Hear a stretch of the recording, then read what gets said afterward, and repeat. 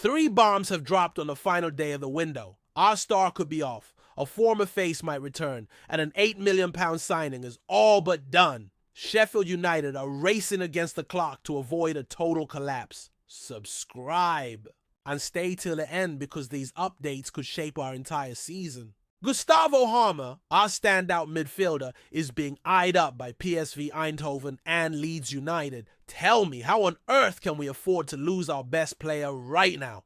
Let me tell you, this situation is proper serious. PSV are pretty much wrapping up the sale of Joey Veerman to Brentford for a ridiculous sum. And guess who they want as his replacement? That's right, our very own Hamer. And that's not all. Leeds United, those Yorkshire rivals we can't stand, are sniffing around for our main man as well. I genuinely reckon this is one of the dodgiest situations we've faced for years. But the board aren't just sitting on their hands. They've already sorted an emergency shortlist, and one name that stands out is Million Manhoef from Stoke City. This lad, just 23, has already bagged 2 goals in 4 championship games and could be just what we need if Hamer does end up leaving. Now I ask, is Million Manhoef at the same technical level as Hamer? Not quite, in my opinion, but in these desperate times, any half-decent signing would be more than welcome at Bramall Lane. What's bugging me is the timing. Hamer still played against Middlesbrough on Saturday, was spotted coming back from the Dutch Grand Prix on Sunday, and now on Monday could be penning a deal elsewhere. All this uncertainty can't be good for morale. I'm telling you, Stoke City are sitting 3rd in the championship with 3 wins and just 1 loss.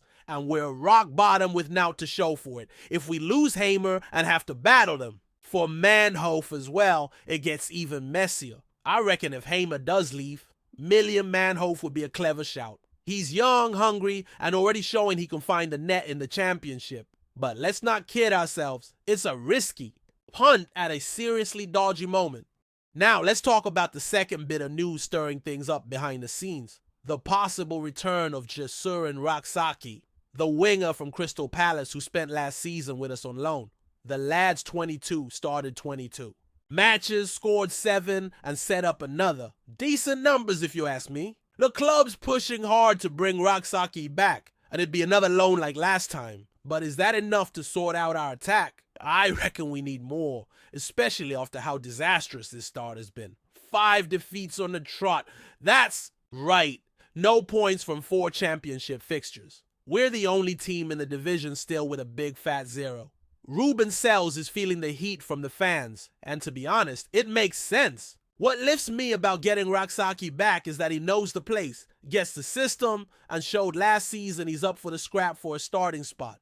Bringing him back is about keeping a good thing ticking over. Chris Wilder left after the playoff defeat to Sunderland last campaign, and now Ruben Sells has stepped in. But so far, the new gaffer's struggling to leave any real mark, and the results speak for themselves. So will bringing Raksaki back give the squad that boost of confidence it needs? I'll tell you, a player who already knows the ropes always has an edge when settling back in. Still, we're scrambling for a last-minute rescue job after a shocking start.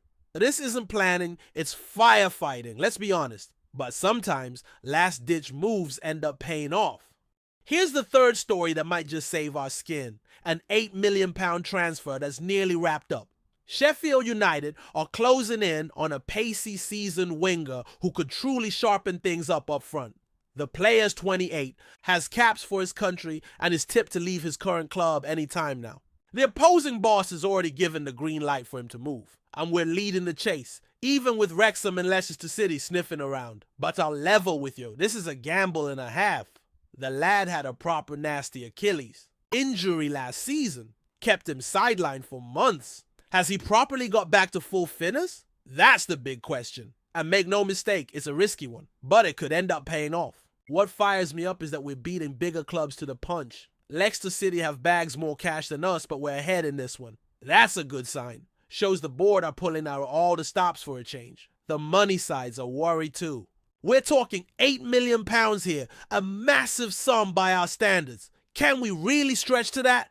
I reckon the board wouldn't go for it unless they were sure on the numbers. If we pull this off, we'd have a proper international player, one who knows his way around the big matches and who could give us the tactical flexibility that Ruben Sells has been after. But let's be real, throwing $8 million at a player coming off an Achilles injury on transfer deadline day after 5 straight defeats, is that strategy or is it just pure panic? Honestly, it's a mix.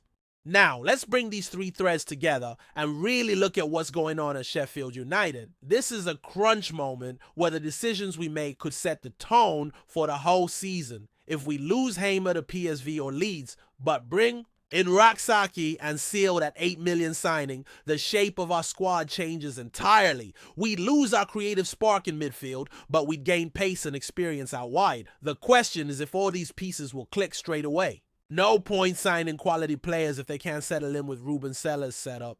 And after 5 losses in a row, time is the one thing we haven't got. What really worries me is all this going down right at the death of the window. That's not planning, it's panic buying. The organized sides get their business sorted early, test things out, let new faces gel. We're winging it at the last minute. On the other hand, if we somehow keep Hamer and still land both signings, then we've got a squad that could genuinely push for something decent in the championship. But, let's face it, that's a proper optimistic take given the state we're in right now. The fans are desperate, and I completely get it. After seasons in the Premier League, seeing Sheffield United sitting bottom of the championship is heartbreaking. Still, it's nowhere near time for full-blown panic just yet. There are still 42 games to play. That's more than enough to turn things around if we get the right players in the right spots. And those 3 deals going on today could be exactly what we've been missing. So I'll put it to you. What would you rather? Keep Hamer and sign no one, or lose Hamer and get the 2 new lads in? For me, the second is more tempting in the long run because it'd give us more attacking options instead of relying on just one player. But one thing's certain, whatever happens with these deals, Ruben Sells has got his work cut out to get out of this side firing. 5 losses on the bounce doesn't get fixed with new faces alone. You need tactical work, mentality, and graft on the training pitch. I want your honest take. Do you reckon Million Manhoef's got what it takes to fill Hamer's boots in midfield? And what about Rak-Sakyi? Is bringing him back really what we need, or should we be focusing on strengthening elsewhere? And what about shelling out $8 million on a player just back from a bad injury? Worth the risk, or should the club be putting the money elsewhere? Look, I know you lot are just as anxious as me. These next few hours are going to shape what we can expect this season. So be part of the journey with me. Hit subscribe right now because I'll be here covering every detail, every rumor, every bit of transfer news as it breaks. And there's more. Every week I'm dropping the most in-depth Sheffield United analysis you'll find. No nonsense, no sugarcoating. Give the video a like to help the channel and let me know which of these 3 stories has got you most on edge. I read all the comments and always reply. We're more than a fan base here. We're a family, a Sheffield United community living and breathing the Blades every day.